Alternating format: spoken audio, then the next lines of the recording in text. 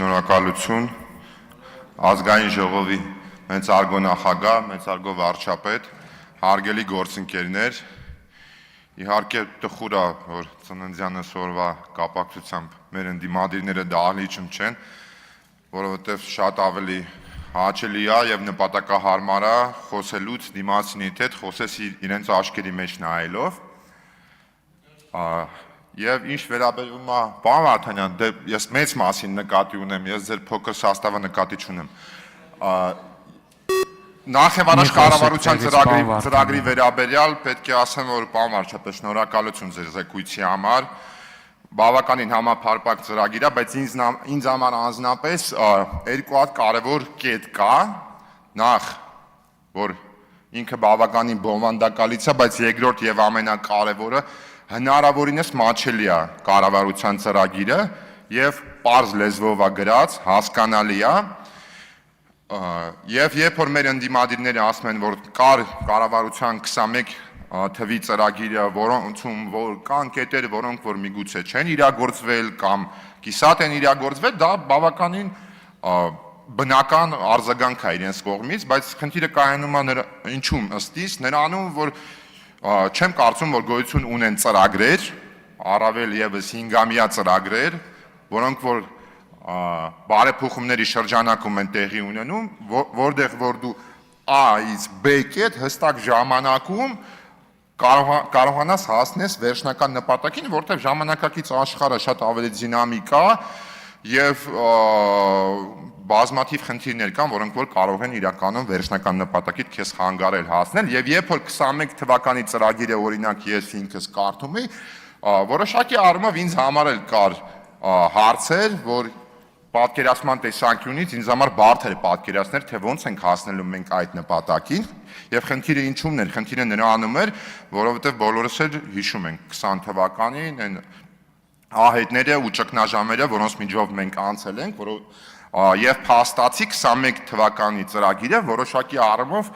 խալխլված հիմքերի վրա է գրված եղել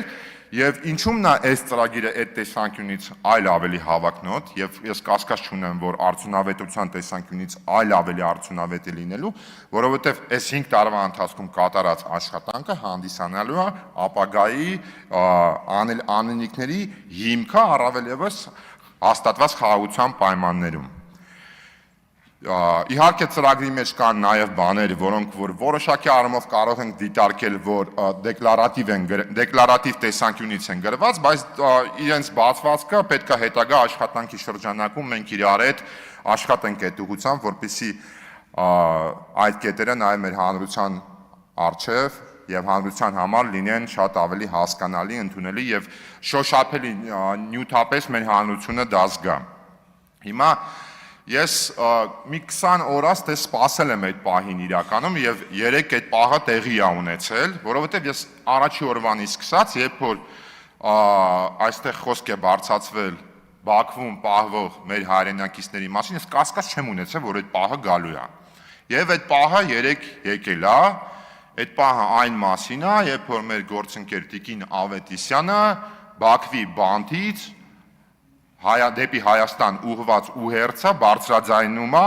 այստեղ։ Ինձ համար լրիվ նորմալ է, երբ որ Տիկին Ավետիսյանը գալիս է այս ամբիոնի մոտ եւ ասում է, որ Բաքվում մենք ունենք հայրենակիցներ, որոնք բանտում են պահվում եւ որոնց վերադարձը օր առաջ պետք է տեղի ունենա, դա լրիվ բնական է եւ անբնական կլիներ, երբ որ լիներ մի հայ, որ չմտածեր եւ չաշխատեր այն ուղղությամբ, որpիսի այդ մարդիկ ի վերջո պետք է վերադառնան Հայաստանի Հանրապետություն։ Բայց իդեպ նաև միանշանակ պետք է ասեմ, պարոն վարչապետ, ի պատիվ ձեզ, ես կիսում եմ ձեր չարձագանքը, որովհետև ոչ մի ձև չեմ կարողանում, չգիտեմ որքանով ճիշտ կլինի այդ բառը ասել, բայց պետք է ասեմ, մարսել, թե ոնց կարելի է սեփական քաղաքական շահի համար, միգուցե անգամ անձնական շահի համար հաշվի չառնել, որ մարդը պահվում է բանտում, այն էլ այլ երկրում։ Առավել եւս կարող են ձևակերպել մեր ընդդիմադիրների բառապաշարով, մեր հարևան մեր ընդդիմադիրների համար ի՞նչ է։ Թշնամի է։ Ոնց կարելի է այդ պահը հաշվի չառնել եւ գալ այդ ուղերձը այստեղ հնչեցնել, այդ ուղերձը չի կարող պատասխան ստանալ։ Բացառված բան է, որ մենք այդ ուղերձին պատասխանենք, որովհետև եթե պատասխանենք, կնշանակի մենք իջնում ենք մեր ընդդիմադիրների մակարդակին եւ այդ խոսակցությունը լինելու է շատ ավելի կոշտ եւ կարող է մտնել անգամ անձնական դաշտ։ Այդ տեսանկյունից նաեւ Տիկին Ավետիսյանին մի խորհուրդ եմ ուզում տամ, այս դահլիճում կա մի հոգի մարդ, մենք բոլորս իրավունք ունենք, քաղաքական լեգիտիմություն ունենք Բաքվում պահվող մարդկանց մասին խոսալ, բայց կա մի մարդ, որը նաեւ ունի անձնական լեգիտիմություն, դա մեր հարգելի գործընկեր պարոն Մանուկյանն է, որը ես ձեր ուշադրությունն եմ հրավիրում եւ Տիկին Ավետիսյանի ուշադրությունն եմ հրավիրում։ Ես իա խորհուրդ եմ տալի գնա եւ պարոն Մանուկյանի ելույթները ուսումնասիրի եւ տեսնի 23 թվականից ի վեր պարոն Մանուկյանը քանի անգամ է այս ամբիոնի մոտից բարձրաձայնել Բաքվում պահվող մեր հայրենակիցների վերաբերյալ։ Եվ ես տենց միանշանակ չէի պնդի, որ բազմաթիվ առավել եւ մի խորհուրդ էլ կտամ, երբ որ հարց կծակի, թե ինչու է դա տեղի ունեցել, անձնական լեգիտիմություն ունենալով հանդերձ մի քանի անգամ, Տիկին Ավետիսյանին խորհուրդ կտամ գնալ եւ այդ հարցը քննարկել պարոն Մանուկյանի հետ, ինչու ոչ նաեւ իմ նախկին ոչ անմիջական հրամանատար պարոն Դավիթ Մանուկյանի ընտանիքի անդամների հետ եւ իր համար գուցե այլ ավելի པարզ կլինի, թե ինչու համար այս ամբիոնից այդ ոճով եւ այդ նպատակներով, ոչ ազնիվ նպատակներով, որ այդ հարցը չի կարելի բարձրաձայնել, բայց միանշանակ է, որ բոլորս պարտավոր ենք տարբեր միջոցներով աշխատել, որպեսզի մեր Բաքվում պահվող հայրենակիցները օր առաջ հայտնվեն Հայաստանի Հանրապետությունում եւ կարամ մի խորհուրդ էլ եւս տամ, կարամ Տիկին Ավետիսյանին խորհուրդ տամ, օրինակ դիմի իր ֆրակցիայի ղեկավարին եւ ֆրակցիայի ղեկավարը դիմի իր հորեղբորը, պարոն Սամվել Կարապետյանին, որպես Ռուսաստանում մեծահարուստ մարդ, որ գուցե իր կապերով փորձի մեր հարևան երկրի այլ մեծահարուստ ընտանիքների միջոցով ինչ-որ ձևի, որոնց հետ միանշանակ կասկած չունեմ ունի նաև փոխհարաբերություններ նաև գործընկերային, այսինքն գրեթե չեմ կասկածում, որ ինչ-որ միտեղ կարող են իրանց այնտեղ տնտեսական շահերը համընկնել, փորձի նաև այդ